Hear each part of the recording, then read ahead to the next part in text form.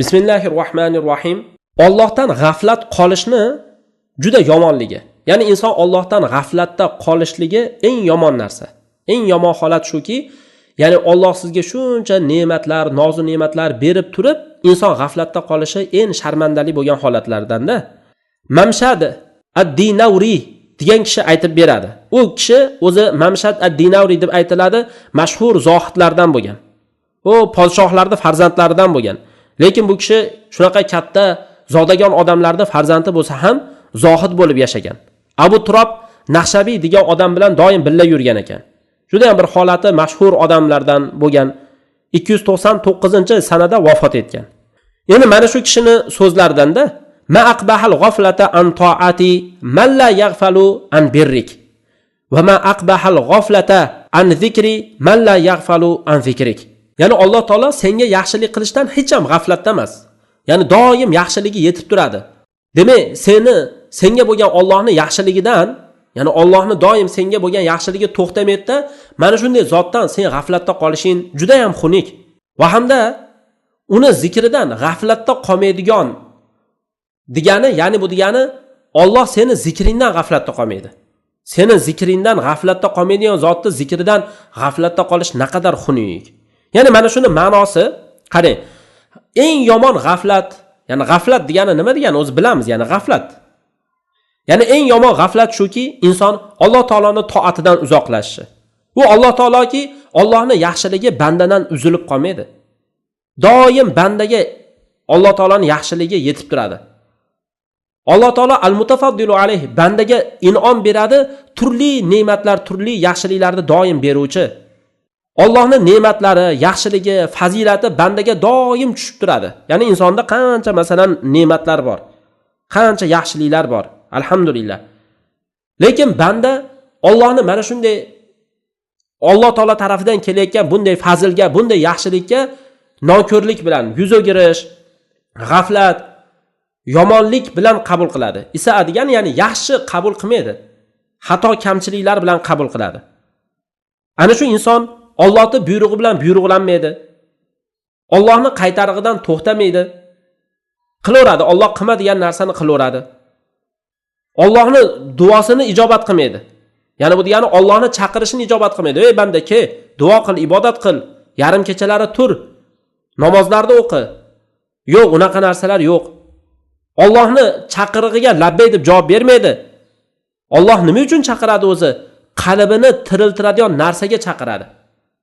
Qalbini tiriltiradigan narsaga chaqiradi.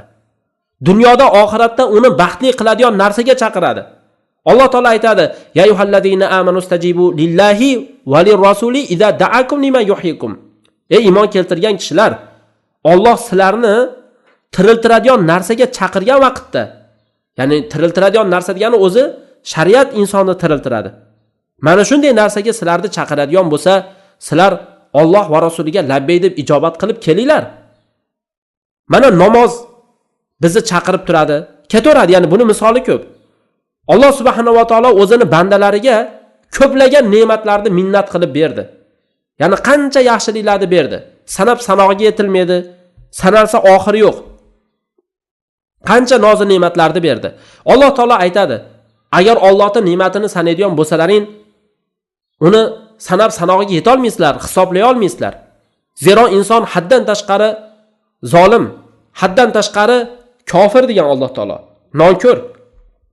Mana shuncha Alloh taolaning ne'matlari kelar ekan, toat bilan, shukr bilan uni qabul qilmaydi. Ya'ni alhamdulillah Alloh taolo ne'mat berdi deb, ana shu bergan ne'matiga toat qilish yo'q, shukr qilish yo'q. Go'yo odamlar o'zlari paydo qilib olgandek, ya'ni o'zini o'zi yaratgandek. Qarang, yaxshiliklar, manfaatlar o'zlariga xuddi muyassar qilib olgandek, o'zlariga masalan yaxshiliklarni ham, manfaatlarni ham o'zlari yaratib olyapti. Zarar, yomonliklarni o'zidan kekkizyapti masalan. Go'yo mana shunga o'xshab qolgandek. Alloh subhanahu va taoloning bandaga bo'lgan haqqi, Allohni bandani ustidagi haqqi, ya'ni Allohni biz ustimizda qanaqa haqqi bor?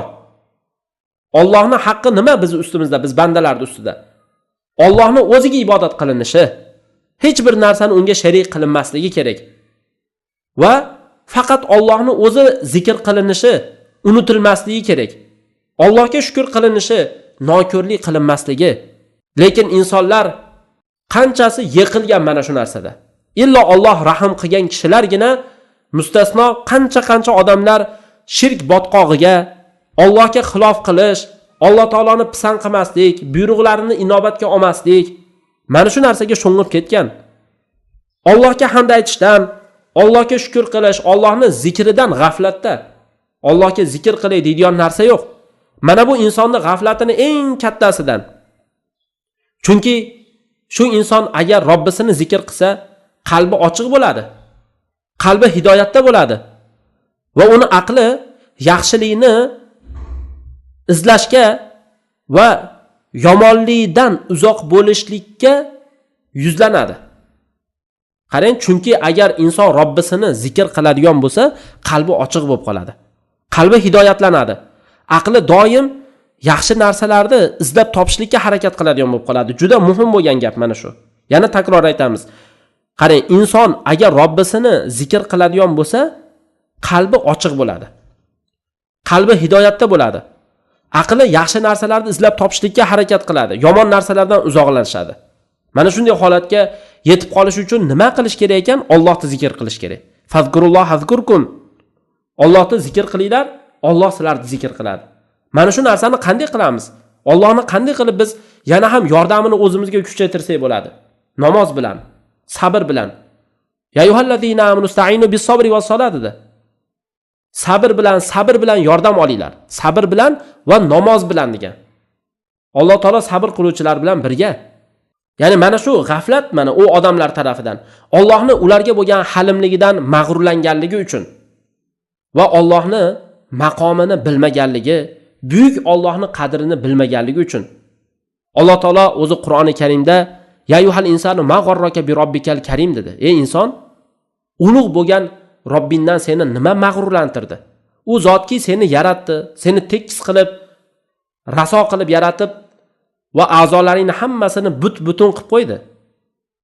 Hammasini savvak degani mana shu ma'noda. Fa adalaka fi ayyi suratin ma sha'a rakkabak. Ya'ni fa adalak degani bu ham tekis qilib, raso qilib yaratib qo'ydi. Fi ayyi suratin ma sha'a rakkabak.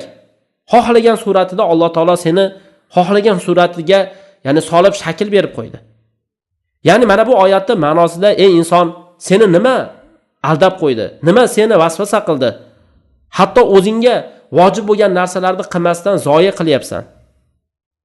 Qarang, Umar ibn Xattob mana shu oyatlarni o'qiganda Allohga qasamki, insonni jaholati insonni mag'rurlantirdi deb turib aytar ekanda.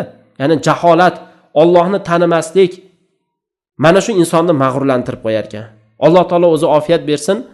Mana shu joyda to'xtaymiz. Yana keyingi darslarimizda eng katta g'aflat nima? Shu narsalarga ishora qilib aytib o'tamiz.